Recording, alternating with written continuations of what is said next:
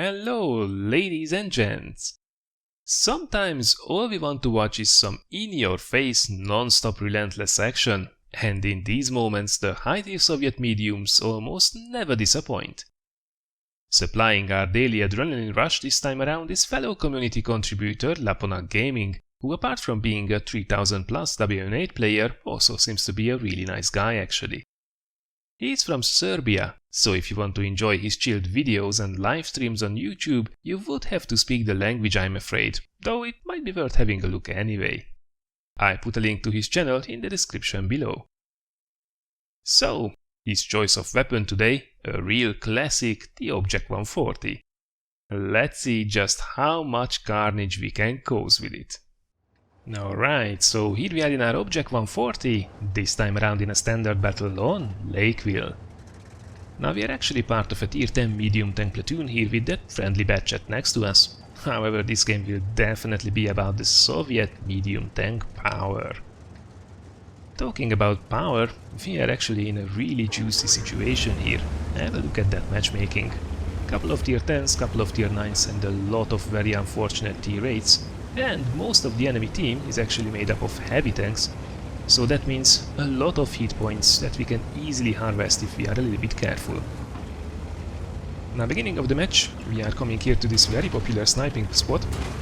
However, friendly E5 casually pushes both of us actually almost over the ridgeline, upon which all the tier 10 mediums just turn around and say, screw that, I'm not getting killed by you. Which is funnily enough absolutely baffling the E5, not really understanding what happened. So, for all of you wondering that, for once the E5 actually almost pushed us over the ridge out in the open, and if you get spotted there, you can get nailed very easily, very fast. Also, the way he positioned himself there, he basically blocked 3 tier 10 medium tanks out in the open, so nope, you definitely don't want to lose most of your hit points at the beginning of the battle because of that.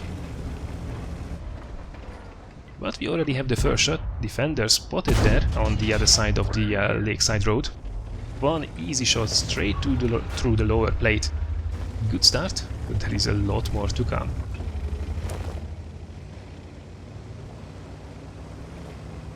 So instead of camping in the back, as you see a lot of the top tier mediums do these days, we will go head on and charge the enemy team. Now in the meantime, a friendly tier 9 batchet got himself seriously out of position there. I really don't know what he was expecting to find in the town other than the 4 heavy tanks right from tier 8 to tier 10, but that means he is pretty much instantly out of the game. However, we can use this carnage to our advantage, putting a couple of rounds into the 113 and then following it up with the M103, we're actually platooned up together. Now these guys are the most dangerous ones right here in front of us, so if we can take them out, the road should be open to follow up with the T-rates behind them. Now, unfortunately M103 gets a lovely shot there into the lower plate. However, that's nothing we can't handle. We still have about 1500 HP left to barter with, so that means we can definitely push on the advantage.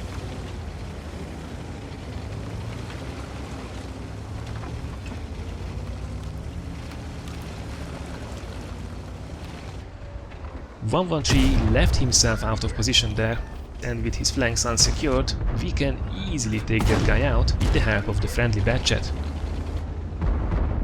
And now it's feeding time. A lovely shot there in the Liberté, also tracking him in place, allowing our teammates to smack a couple more good rounds into it. Unfortunately, the follow-up shot bounces off the KV-4 Stroll armor. However, that's only a temporary setback. Together with our friend in the batchet and the other teammates, we will be able to rip this guy apart in seconds. So that's the town, pretty much won. KV-4 trolls us one last time with the shot. And now it's time to push on, especially as the team seems to be a little bit of trouble there in the valley on the other side of the map, trying to fight it out against an E100 and the brand new Panzerkampfwagen 7. But first is first. There is a very lone and very vulnerable VK4502B here showing us its sides, giving us some very easy shots into him. And Seems unfortunately we are the ones who he decided to angle against, however that didn't help him much, did it? So we are already on 4000 damage. We have to be careful, there is a pesky T-44-100 there on the lakeside road. There he is, behind the rock. However, he really does not want to give us his signs at the moment, so we will not stay here for minutes, looking at the same corner as a lot of players would do. Instead, let's advance the fight. We have a lot of armor behind us, so really we should be in a position to push here forward, especially as the match is relatively close at the moment. Defender there behind the house. He has the shot, I think. Will he be able to find it? Yes, he will. Unfortunately, big one. Defender has huge alpha damage for a tier 8 heavy. Takes a massive chunk out of us. However, what he also has is a very long reload time. So now it's payback time. Unfortunately though, our friend in the back chat seriously mistimes its move, and the defender is able to reload just in time to smack him into the side. And that means our platoon mate is unfortunately out for this game. As is everybody else on our team who actually went on the other side of the map. Despite doing over 5000 damage at this point, we are actually down by a tank. There is still a very dangerous top tier, tier 10 heavy tank platoon on the enemy team. Question is on how much health are they? TVP moving in for the kill against that 44-100. Then what's that? 252A actually moved up as well, so it would be hilarious if the artillery could blast that enemy medium tank into the back.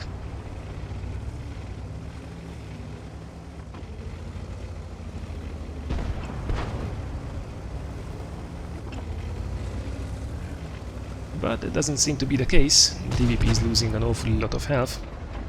However, we are just in time to save the day with a lovely shot in the side. So now it's time to take on those top tier heavy tanks, and we are instantly switching here to some heat ammunition.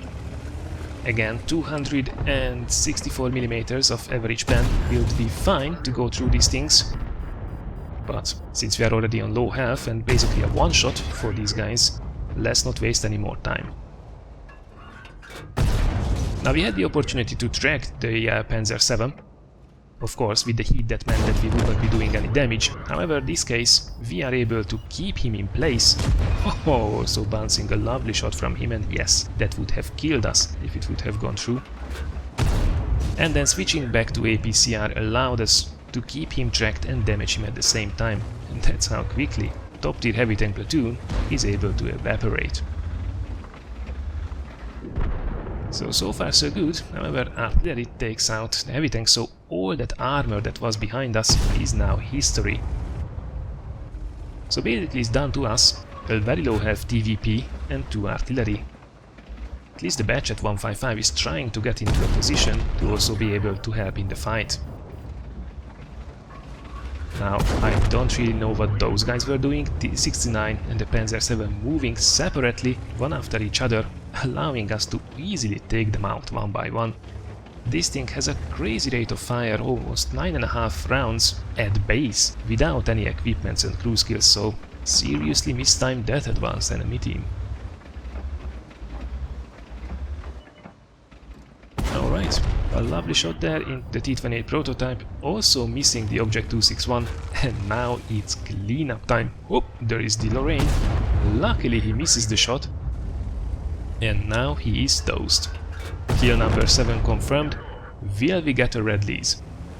I think we will be able to beat the reload on the 261, so really it's a time if we can catch him there, or the TVP does. We get one shot in. However, unfortunately the greedy TVP grabs the kill. It would have been nice if we had the opportunity to grab the red lease, but hey, with 8000 damage, I don't think we can complain. Now that was exactly what the Object 140 is famous for. Constant, relentless and unforgiving assault on the enemy lines, dishing out a serious amount of pain. And it was not in vain either, as apart from ensuring the victory in a quite tight game, We could also bag an ace tanker, Confederate high caliber and a top gun on the side. Looking at the team results, I think we might have carried this one a little bit. Over 8000 damage, almost 3 times as much as the next guy behind us, 7 kills and over 1400 base experience at tier 10, quite impressive indeed. As for the details, we fired 35 rounds in total, hitting 33 of them with some great marksmanship and penetrating 28. Unfortunately though, we also had to fire a healthy dose of heat in this battle, so good marksmanship here or good ammo selection there, this was still a minor loss even with a premium account. Tier 10 games, yo. Alright, this was then our fast and furious Object 140 action, courtesy of Laponac Gaming.